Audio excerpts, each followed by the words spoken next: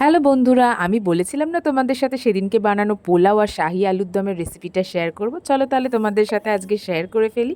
প্রথমে আমি দেখো পোলাওটা রেডি করার জন্য চালটাকে ভালো করে ধুয়ে নিয়েছিলাম।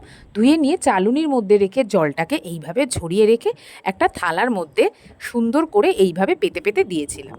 তারপরে আমি পোলাওয়ের জন্য আলাদা করে কাজু আর কিশমিশ ভিজিয়েছিলাম, আর শাহি আলুর দমের জন্য কাজু আর ওইটা হচ্ছে চারমগজ ভিজিয়ে রেখেছিলাম। এরপর যখন চালের জলটা ঝরে যায় তারপর থালার মধ্যে এইভাবে চামচ দিয়ে আস্তে আস্তে করে পুরো ছড়িয়ে দিয়েছিলাম পাখার তলায়। এরপরে পোলাওয়ে চিনি দেওয়ার জন্য আমি চিনিটাকে আলাদা করে মিক্সির মধ্যে একটা পাউডার বানিয়ে নিয়েছিলাম।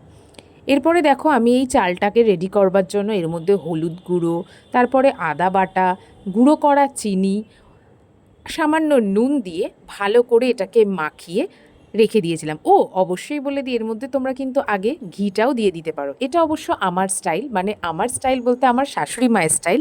আমার শাশুড়ি মাই আমাকে এইভাবে বানাতে শিখিয়েছে। তারপরে মাখানোর পরে এটাকে 10 মিনিট আলাদা করে ম্যারিনেট করে রেখে দিয়েছিলাম।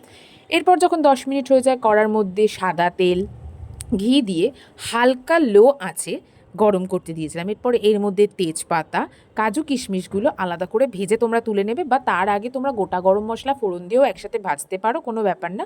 তো আমি এর মধ্যে সামান্য, যেহেতু আমাদের বাড়িতে একটু ঝাল খাই, তাই কাঁচা লঙ্কা চিড়ে দিয়েছিলাম। তারপর পোলাওটা দিয়ে যতক্ষণ না পোলাওটা সেদ্ধ হয় এইভাবে ঢাকা দিয়ে রেখেছিলাম। পোলাও রেডি হয়ে গেছিলো। এরপরে বলি আলুর দমটা।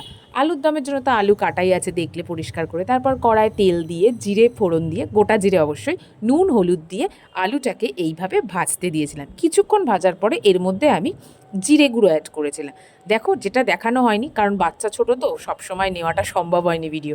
এই যে জিরে গুঁড়ো দিয়ে বা ধনে গুঁড়ো দিয়ে যে কোনো একটা দিয়ে তোমরা এইভাবে প্রথমে নুন হলুদ দিয়ে ভেজে নেবে। তারপরে বেটে রাখা ওই চারমগজ, কাঁচা লঙ্কা আর হচ্ছে কাজু বাদামটা যেটা ভেজানো ছিল সেই বাটাটাকে এর মধ্যে দিয়ে রং হওয়ার জন্য কাশ্মীরি লঙ্কা গুঁড়ো দিয়ে ভালোভাবে কষাবে যতক্ষণ না এটা থেকে তেল ছাড়ছে। এখানেও আমি অনেক ক্লিপ নিতে পারিনি কারণ ছোটো বাচ্চা, বুঝতে পারছো, ফোন নিয়ে চলে যায় বা সংসারে অনেক কাজ থাকে, সবসময় দেখানো হয় না। তো যাই হোক, এরপর তেল ছেড়ে গেলে এর মধ্যে গরম জল দেবে, তাহলে রান্নার টেস্ট খুব ভালো হয়। গরম জল দিয়ে যেরকম এবার আলু সেদ্ধ হয় সেদ্ধ করে কষিয়ে টষিয়ে নামিয়ে নেবে। হয়ে গেল আমার শাহি আলুর দম।